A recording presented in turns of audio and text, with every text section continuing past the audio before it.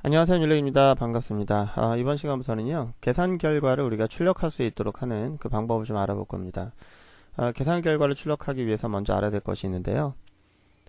일단 우리가 지금 이 앞부분, 자바를 배우는 앞부분에서는요, 그 컴퓨터를 입문할 때 기본적으로 알고 있어야 할 용어들에 대해서 좀 많이 포커스를 맞추고 있는데요.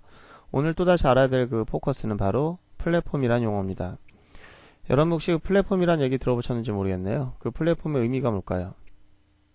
일단 뭐 사전을 찾아보시든 아니면 뭐 검색 엔진을 통해서 검색을 해보시든 이 플랫폼이라고 하는 용어를 누가 물어보면 바로 답하는 경우는 별로 없는 것 같아요.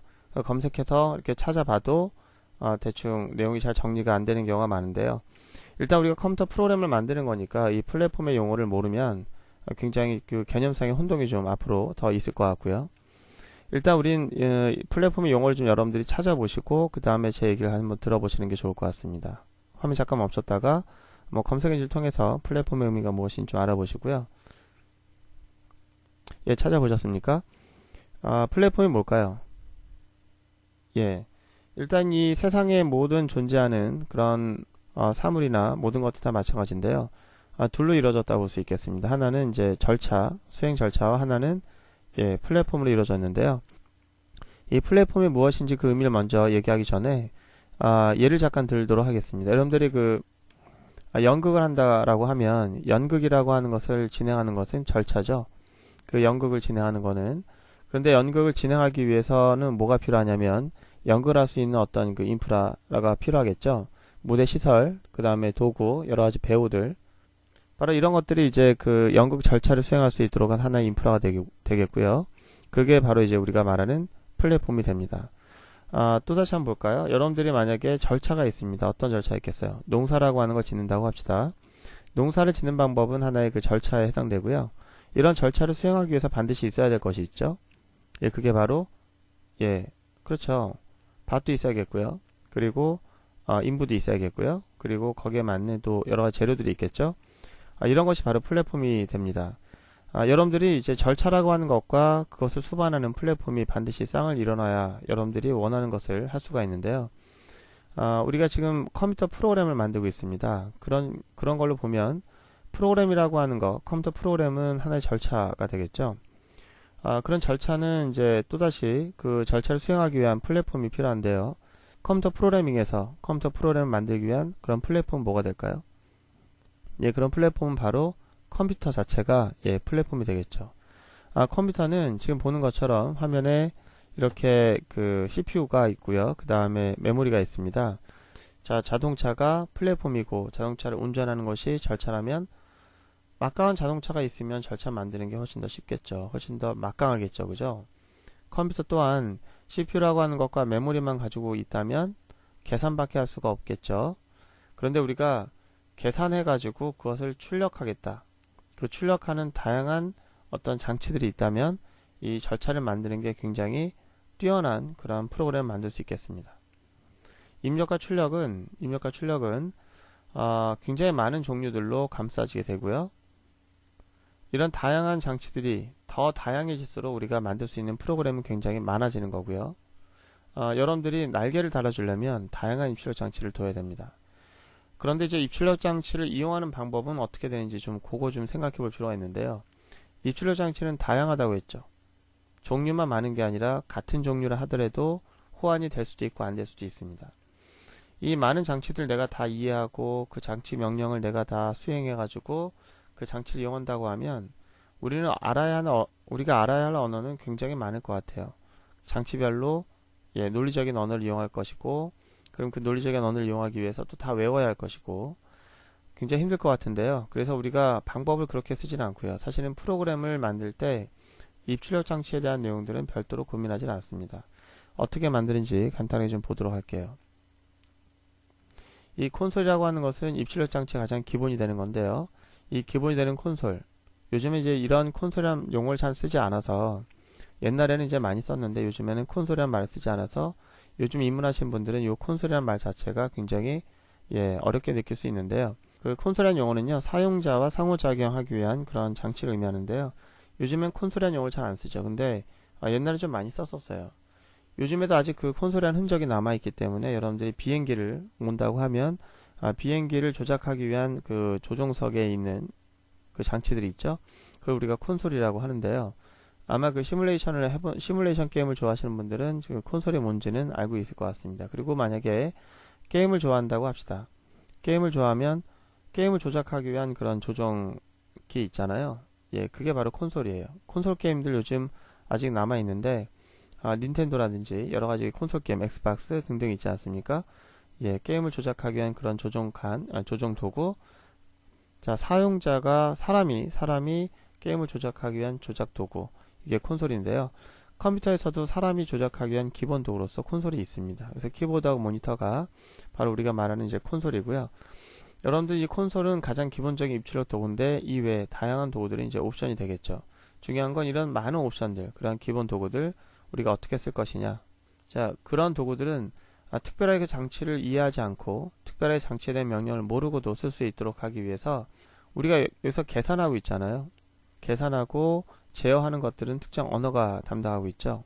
C라든지 자바, 그 다음에 C#, 오브젝티브-C 여러 가지 언어들이 있는데 그 언어만 알고 있으면 입출력 장치는 어렵지 않게 쓸 수 있도록 얘네들을 사실을 좀 가려놓고 있습니다. 가리고 대신 얘네들을 쓸 수 있도록 하는 함수를 제공하고 있거든요. 그래서 우리가 함수라고 하는 거 컴퓨터 프로그램에서 가장 중요한 겁니다. 함수라고 하는 걸 이용해서 입출력 장치를 사용할 수 있게 하거든요. 근데 여기서 말하는 이제 함수, 우리가 이제 프로그래밍에서 함수를 얘기하면 많은 사람들이 또 다른 녀석이다라고 생각하는 경우가 있고 뭔가 좀 어렵게 생각하는 경우가 있고 그런데요. 함수는 우리가 수학에서 배웠던 함수와 전혀 다르지 않습니다. 우리가 여기 계산식, 수학에서 쓰고 있는 덧셈, 뺄셈, 곱셈 하는 것처럼 이 입출력 장치도 함수를 이용해서 쓰기 때문에 여러분들이 덧셈, 뺄셈 하다가 필요하면 함수를 사용하면 돼요. 그렇다면 함수라는 얘기 잠깐 좀 얘기하도록 할게요. C 언어를 강의할 때나 자바를 강의할 때나 가장 애매한 게 사실은 함수라고 하는 것을 설명할 때입니다. 그런데 이제 분명히 이 함수는 수학에서 함수와 똑같다고 말해도 잘 어렵게 생각하는 것 같아요. 한번 들어보시기 바랍니다. 이 그림들 좀 많이 낯익죠, 그죠? 근데 여러분들 이 그림들 좋아하십니까?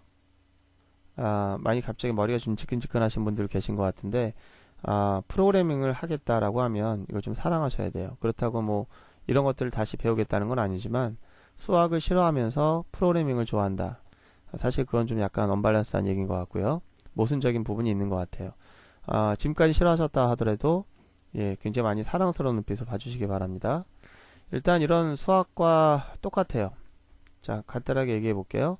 여러분들 여기 지금 수학식이 있는데요. 많은 수학자들은 이런 연산식을 계산할 때 함수를 많이 이용합니다. 왜냐면 지금 한번 보세요. 머리가 지끈지끈하죠? 근데 이걸 좀 보시면 이 수학식을 가능하면 단순화시킬 수 있는 방법을 찾는 게 수학자들에게는 훨씬 더 바람직하다고 생각되는 거겠죠. 이걸 단순화시킨다면 어떻게 단순화시킬까요? 네, 이렇게 단순화시킬 것 같아요. 이쪽 부분 보시면은 지금 표시된 부분 보이시죠? 이게 지금 똑같아요. 똑같아요. 이 똑같은 거를 매번 작성해가지고 수학을 연산하는 건 바보 같은 짓인 것 같고요. 이걸 좀 더 간소화하기 위해서 우리가 어떤 방법을 쓰냐면 여기에 있는 내용들을 함수로 정의해서 씁니다. y가 함수고요. 이 함수는 이 내용을 대신하는 기호로서 사용할 수 있죠. 만약에 이런 식으로 함수를 미리 정해 놓고 그 다음에 연산식을 쓴다고 하면 연산식을 이렇게 쓸 수 있을 것 같아요. 어때요? 훨씬 더 간결하지 않습니까? y라고 하는 함수 기호를 이용해서 쓰니까 훨씬 더 코드량이 적어졌을 뿐만 아니라 훨씬 더 직관적이고 간결해진 걸 볼 수 있고요. 이렇게 많이 씁니다. 근데 이제 만약에 이 y라고 하는 것이 인자를 갖고 있다면 지금 보면 알겠지만 얘네들은 매개값을 갖고 있잖아요. 인자를 갖고 있다면 인자를 갖고 있다라고 하는 것을 표현하기 위해서 함수를 정의하는 방법은 이렇게 할 수도 있죠. 그래서 fx라고 하는 것으로 표현할 수가 있는데 요즘 fx 인기 많죠. 걸그룹이다 보니까 인기 많더라고요. 그리고 이 fx라고 하는 거 y라고 하는 걸 이용해서 함수 기호를 쓰는 것과 그 다음에 fx를 이용해서 함수 기호를 쓰는 거 어떤 게 더 바람직하겠습니까? 둘 다 만약에 함수라고 하니까 둘 다 만약에 선택해서 쓴다고 하면 당연히 인자를 표현하고 있는 녀석이 훨씬 더 바람직할 수가 있겠죠, 그죠? 근데 이거 말고 함수를 정해서 쓰는 방법이 또 다른 방법이 있는데요. 여기 보는 것처럼 여기에 있는 계산식이 도대체 뭘 뜻하는지 fx만 가지고는 알 수가 없죠. 그냥 펑션이라는 것만 알지 얘가 도대체 어떠한 녀석인지 알 수가 없다는 거죠. 이 개수가 전달되면 그 개수를 이용한 힘의 값을 얻는 그런 함수다라고 하면 그 힘의 값을 얻는다라고 하는 것을 표현할 수 있는 그런 기호를 이용하는 게 훨씬 낫죠. 여기는 지금 그거예요. 함수인데 똑같이 함수인데 매개값도 표현하지 않은 거, 매개값을 표현하고 있는 거, 매개값에 대한 그 결과값이 어떤 것인지를 심볼로 표현하고 있는 거. 이렇게 표현하면 사용할 땐 조금 좀 길어지긴 하겠지만 이게 어떤 의미인지를 분명히 알 수 있기 때문에 여러분들이 함수를 표현할 때는 세 개 중에 골라서 정의해서 쓰시오라고 하면 어떤 것을 사용하겠습니까? 저는 세 번째 걸 제일 좋아해요. 의미를 분명히 알 수 있고 매개값에 대한 종류라든지 개수도 알 수 있고 거기에 따른 그렇죠? 그 계산값이 무엇인지를 우리는 알 수 있으니까 힘을 얻어서 덧셈을 한다. 훨씬 더 느낌이 오지 않겠습니까? 그렇습니다. 함수는 이런 거예요. 자, 그런데 이 함수를 쓰는 것에 대한 그 생각을 좀 해볼 필요가 있는 게 뭐냐면 자, 이렇게 제가 함수를 설명하게 되면 함수는 단순하게 반복된 부분들을 기호화해서 쓰는 것 이렇게 표현할 수도 있겠는데요. 꼭 그렇지만 않습니다. 함수를 쓰는 것에 대한 장점이 또 하나 있어요. 어쩌면 그게 더 중요할 수도 있겠습니다. 함수를 쓰는 거, 자 보세요. 함수를 정의하고 있죠. 그 다음에 함수를 사용하고 있죠. 한번 제가 물어볼게요. 함수를 사용하는 쪽에서는 이 정의되고 있는 내용에 대해서 알고 있어야 될까요? 아니면 이거를 몰라도 될까요? 아니, 좀 더 극단적으로 그러니까 몰라야 할까요? 알아야 할까요? 함수를 사용하는 쪽에서는 힘의 개수에 해당되는 그 결과값만 알면 되지 걔가 어떻게 연산됐는지를 알 필요도 없고 오히려 모르는 게 더 나을 수도 있습니다. 그 얘기는 뭐냐면 함수를 정의한 쪽과 함수를 사용하는 쪽이 있을 경우에 그 정의하고 있는 내용에 대해서 사용하는 쪽은 몰라도 되고요. 오히려 모르는 게 낫고 그래야 분업화가 가능하겠죠. 그죠? 그래서 함수는 어떤 특징을 갖고 있냐면 이런 특징을 갖고 있습니다. 이 함수의 이름을 사용할 뿐 함수의 구현을 숨길 수가 있다는 거예요. 내부적인 내용을 이쪽에서는 몰라도 되고 이쪽에서는 이 내용을 숨길 수가 있다는 그런 큰 장점을 갖고 있습니다. 이해하시겠습니까? 우리는 파워만 쓰면 되지 파워가 어떻게 구현되는지 알 필요도 없어요. 거기에 어떤 명령이 사용되는지 어떠한 계산식이 사용되는지 얼마나 복잡한지 그건 알 필요가 없습니다. 그거는 정의하는 사람이 책임지는 거죠. 이해하시겠습니까? 그러니까 함수는 뒤에 있는 내용 또는 안에 있는 내용을 숨길 수가 있는 그러한 내용이고요. 사용하는 쪽에서는 이것만 함수라고 하는 것을 사용할 수만 있으면 되는 거예요. 그래서 함수 정의와 함수 사용이 완전히 분리될 수 있는 그런 장점 그리고 또다시 그리고 뭐 기본적인 내용이지만 반복되는 내용들을 집중화해서 코드를 간결하게 만들 수 있는 장점 여러 가지가 있겠죠. 근데 지금 제가 플랫폼을 얘기하면서 함수를 얘기할 때는 바로 함수가 구현되어 있는 그 정의 내용을 감출 수 있다는 게 제가 지금 여기서는 가장 중요하게 보고 있는 장점이 되겠습니다. 우리는 이제 함수를 이용해서 입출력을 하게 할 거예요. 여기 좀 보시면 아시겠지만 언어라고 하는 걸 이용해서 계산합니다. 뭐 C가 되든 자바가 되든 뭐가 되든 계산을 하는데 입력과 출력을 하기 위한 부분들을 내가 직접 그 장치를 이용해서 사용한다면 좀 많이 괴로울 거예요. 왜냐면 그 장치들이 갖고 있는 명령 직접 이용해서 입력과 출력을 했다고 합시다. 프로그램 나중에 이런 일이 발생할 수 있겠죠. 입출력 장치는 자주 바뀌게 됩니다. 그래서 뭐 망가져서 바꿨든 아니면 새로운 제품이 나와서 바꿨든 뭐 여러 가지 이유로 입출력 장치가 바뀌었다고 합시다. 그럼 이 프로그램은 입력과 출력 부분을 고쳐야 돼요. 이런 생각하는 분들도 계시겠는데 그럼 계산식은 왜 안 바꿉니까? 계산 이제 업무가 달라져야 바꾸는 건데요. 입출력 장치는 업무와 상관없이 뭐 하드디스크 바꿀 수 있는 거고요. 모니터 계산할 수 있는 거예요. 업무는 그대로지만 이 여러 가지의 그 부대 장치들은 바뀔 수가 있거든요. 그래서 계산식도 바뀔 수 있어요. 바뀔 수는 있지만 그거보다 입출력이 더 자주 바뀐다는 얘기죠. 자, 입출력 바뀌었습니다. 그럼 어떻게 되죠? 그럼 바꿔야 하잖아요. 입력과 출력 부분의 코드를 다 바꿔야 되잖아요. 그렇죠. 다행히 제품이 호환되는 거라면 상관없는데 호환이 안 된다면 다 바꿔야 되겠죠. 그래서 우리는 뭐 어쩔 수 없으니까 바꿔야겠죠. 꾸역꾸역. 그런데 기존에 만들어져 있는 프로그램이 얘만 있는 게 아니라 기존의 장치를 이용해서 만들었던 프로그램이 이렇게 있다고 합시다. 뭐 지금 몇 개인지 세진 않겠어요. 그런데 굉장히 많은 프로그램이 있다고 합시다. 그럼 고쳐야 될 게 입력과 출력 고쳐야 될 게 몇 개가 되겠어요? 어마어마하잖아요. 그죠? 그럼 뭐 그럴 수 있죠. 뭐 내가 하는 게 아니라 바꾼 사람이 잘못이니까 나는 쿨하게 한 10년 동안 일할 수 있는 거 일 만들었네. 이렇게 생각할 수도 있겠지만 그건 좀 말이 안 되는 거겠죠. 그래서 우리는 어떻게 하냐면 입력과 출력이라고 하는 거 집중할 필요가 있겠습니다. 뭘 한다고요? 예, 집중할 수가 있어야겠고요. 입출력이라고 하는 걸 집중하면서 그렇죠. 고쳐야 할 곳. 지금 현재 100개의 프로그램이 있다면 100개를 다 고치는 게 아니라 한 곳에서 고칠 수 있어야 되고요. 집중할 수 있어야 되고요. 두 번째는 그 장치가 바뀌어도 이 프로그램에 영향을 주지 않는 방법을 생각해야겠죠. 프로그램을 왜 고쳐야 됩니까? 예, 장치를 직접 썼기 때문에 그렇잖아요. 그럼 우리는 어떻게 해야 돼요? 장치가 바뀌어도 달라지지 않는 다른 것들을 이용하면 이 소스 코드는 변경할 필요가 없게 되는데 어떻게 하면 그런 방법이 있을까 고민하다가 함수를 쓰게 됩니다. 자, 일단 입력과 출력에 대한 내용들을요 직접 만들지 않도록 하고요. 얘네들 워낙에 자주 변하니까 변하지 않는 방법을 좀 생각해 볼 필요가 있는데 그때 얘네들을 대신할 수 있는 변하지 않으면서 내부를 숨길 수 있으면서 하나의 기능을 한 곳에 모아놓을 수 있는 그러한 방법이 고민되게 되는데요. 그래서 만들어지는 게 바로 함수라는 겁니다. 우리 입력과 출력하기 위해서 단순하게 read 할 겁니다. 단순하게 write 할 거예요. 그리고 함수를 만들 거예요. 그리고 이 함수는 C 언어가 또는 자바가 또는 C샵이 또는 오브젝티브 C가 사용할 수 있도록 하는 형태로 만들 거예요. 그럼 이 언어 A라는 언어를 이용해서 만든 그 함수 형태 함수를 호출만 하면 장치를 쓸 수가 있습니다. 그리고 장치에 대한 구형 코드는 이 함수 안쪽에다가 미리 정해 놓고 숨길 거예요. 그렇게 되면은 생각해 보세요. 만약 장치가 달라졌다고 합시다. 그러면 함수의 구현만 바꾸면 돼요. 소스 코드는 어차피 리드를 썼기 때문에 달라질 게 없게 되겠죠. 굉장하죠. 함수를 쓰는 것에 대한 장점이 함수는 내부를 숨길 수 있고 함수는 코드를 집중할 수 있으면서 그렇죠. 함수는 바뀌지 않는다는 겁니다. 함수 바꿀 필요 없다는 거죠. 그 기능에 대한 내용이 달라지지 않는 이상 그 기능에 대한 의미가 달라지지 않는 이상 바꿀 필요 없다는 거죠. 좋습니다. 지금 우리는 프로그램을 다 함수를 이용해서 만들고 있어요. 근데 함수는 여러 가지의 프로그램들이 동시에 이용하는 것을 요청할 수가 있기 때문에 함수를 제공하면서 함수의 호출에 대한 내용들을 이제 줄 세워야 되는 문제가 발생하고 스케줄링도 할 수 있어야 되는데요. 그런 것들을 관리할 수 있도록 하는 관리자를 옆에다가 두는 경우가 있는데 그렇게 만들어진 게 사실 운영체제죠.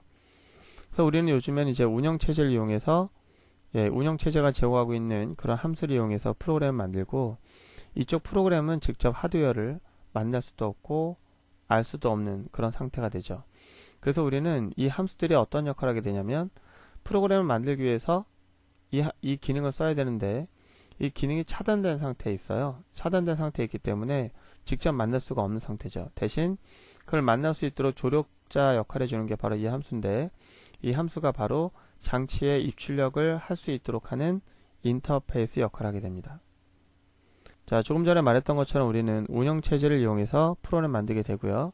운영체제는 모든 장치에 대해서 프로그램을 미리 만들 수 있는 능력은 없기 때문에 실제 장치에 대한 입출력 방법은 그 제조회사가 만들어서 운영체제에다가 이렇게 설치할 수 있도록 해줍니다.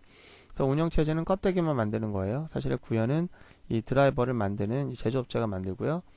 우리는 이제 운영체제가 제공하고 있는 변하지 않는 이름의 함수, 내부를 숨기고 있는 함수, 집중하고 있는 코드를 집중할 수 있는 함수를 이용해서 프로그램 만들게 됩니다. 이런 함수 우리가 이제 이용해서 프로그램 만들고요. 내가 코드 작성한다고 하면 이렇게 put 캐릭터, put string, put printf 이런 식의 어떤 함수를 이용해서 출력하게 되고요. 이런 함수들이 이제 운영체제가 제공하고 있는 거죠. 우리 프로그램 잠깐 볼까요? 어플리케이션 같은 경우에는 메인 함수가 존재하게 되고 메인 함수에서 우리가 계산식을 열심히 합니다. 그리고 계산된 것을 출력하기 위해서 윈도우즈가 제공하고 있는 운영체제가 제공하고 있는 그러한 그 함수 중에 하나를 선택해서 원하는 것을 출력할 수 있게 되겠죠. 이때 이 함수 우리가 다른 말로 또 뭐라고 하는지 아십니까? API라고 합니다. API 좀 아까 제가 설명을 좀 드렸는데 일단 어플리케이션 프로그래밍 인터페이스라고 해서 어플리케이션을 프로그램할 때 사용하는 인터페이스다라는 거죠. 인터페이스. 일단 인터페이스의 의미가 뭘까요? 이거 인터페이스 뭐 항상 얘기가 나오는 것들인데요. 컴퓨터와 전혀 연관없이 얘기합시다. 인터페이스는 두 개의 차단된 세상이 있거나 차단된 사람이 있거나 차단된 사물이 있습니다. 반드시 인터페이스 얘기할 때는 두 개가 차단되어 있어야 돼요. 지금은 만날 수 없는 녀석이어야 돼요. 그런 차단된 세상, 차단된 사람, 차단된 장소, 물건, 이런 것들을 엮어줄 수 있는 그런 도구가 있다면, 그런 사물이 있다면, 그런 사람이 있다면 그 모든 것들을 우리가 인터페이스라고 합니다. 지금 현재 이 함수가 그 역할을 하고 있다는 거예요. 이 함수는 이 장치가 프로그램과 지금 떨어져 있어요. 차단되어 있어요. 만날 수 없어요. 만날 수 없고 대신 이 함수가 그 만날 수 있는 역할을 해줘요. 그래서 얘를 인터페이스라고 합니다. 근데 그 인터페이스는 운영체제가 제공하고 있고요, 지금. 그리고 이 인터페이스는 함수로 되어 있는데요. 프로그램을 만들기 위해서 얘를 대신 이용하게 될 겁니다. 그래서 얘를 어플리케이션을 만들 때 사용되는 함수들, 인터페이스들 이렇게 말을 하고요. 여러분들은 앞으로 모든 프로그램이 다 함수로 그 장치를 이용할 수 있게끔 요즘은 다 추상화되어 있기 때문에 여러분들이 이제 이렇게 하는 거예요. 여러분들은 원하는 것을 계산할 수 있도록 많은 생각을 하고요. 그걸 출력할 때는 내가 그 함수가 어떤 함수가 있는지 아는 게 중요하고요. 그 함수를 어떻게 사용하는지 아는 거 중요하죠. 그거밖에 없어요. 그러니까 우리는 계산하는 건 내 머리에서 나올 수 있어요. 알고리즘이니까. 그런데 출력하는 함수는 어떤 것이 있고 어떻게 사용하는지는 이거를 제공하고 있는 쪽이 설명을 해줘야 되는 거고요. 애석하게도 우리는 그 설명해주는 사람이 없기 때문에 많은 문서를 통해서 그 함수 사용하는 방법을 아는 게 중요하겠습니다. 자, 일단 우리는 이제 드라이버를 통해서 운영체제가 장치를 다루고 있는데요. 이럴 때는 우리는 장치가 달라져도 이쪽 위에는 영향을 받지 않죠. 왜냐하면 운영체제가 달라지지 않았고 운영체제 제공하는 함수는 그대로이기 때문에 소스코드에는 어차피 장치를 이용한 적이 없고 어차피 함수만 이용했기 때문에 이쪽 소스코드는 전혀 달라질 게 없고 어플리케이션 수정할 내용이 없게 되는 거죠. 어때요? 이렇게 장치를 계속 바꿔도 부담이 없겠죠. 그죠? 그렇습니다. 오늘 얘기한 건 뭐냐면 바로 이제 플랫폼에 대한 얘기. 플랫폼은 뭐예요? 절차를 만들기 위한 기반 구조가 되겠죠. 그 다음에 API. API는 뭡니까? 어플리케이션을 프로그램하기 위한 어떤 인터페이스인데요. 인터페이스가 있다는 얘기는 뭐가 차단됐다는 거잖아요. 뭐가 차단됐죠? 입출력하기 위한 모든 것들이 차단되어 있는 거예요. 그렇다면 우리는 어떻게 프로그램 만들죠? 계산해서 입출력하면 되는데요. 입력받아 계산해서 출력하면 되는데 근데 입력과 출력을 위한 것들은 결국은 그 함수에 대한 내용들을 우리가 먼저 목록화할 수 있어야 되는데 없으니까 그 목록화한 내용들을 걔네가 제공해 줘야 돼요. 설명하는 설명서를. 그런 설명서를 보면서 어떤 함수 이름으로 되어 있는지 이 출력하기 위해서는 어떤 함수 써야 되는지 사용 방법은 어떻게 되는지 그런 것들을 아는 게 중요하겠습니다. 이런 입출력 함수는요. 요즘에 그 검색 엔진을 통해서 여러분들이 잘 정리되어 있는 블로거라든지 이런 것들이 있기 때문에 볼 수도 있겠고요. 아니면 그 입문서에 해당되는 기본적인 그런 프로그램을 통해서도 기본적인 예제를 통해서도 알 수 있을 것 같고요. 자, 일단 이렇게 합시다. 우리가 이제 프로그램 만들 때는 결국은 그거예요. 특정 언어를 이용해서 계산과 제어를 한다 라고 하는 것과 그 다음에 다양한 입출력 도구들이 있어야 되는데 입출력 도구는 직접 사용하지 않는다. 어떻게 사용한다? 플랫폼의 기능을 이용한다. 그런데 우리가 지금 쓰고 있는 건 자바 플랫폼이죠. 자바 플랫폼은 약간 좀 그 함수라고 하는 것을 제공하는 방법이 약간 남달라요. 어떻게 제공하냐면은 함수를 묶어서 제공하는 캡슐이 있어요. 그 우리가 객체라고 하는데 system.out이라고 하는 녀석의 객체가 있습니다. 이 out이라는 객체가 출력 객체고요. 그 다음에 system.in이라고 하는 게 있는데 걔는 입력 객체예요.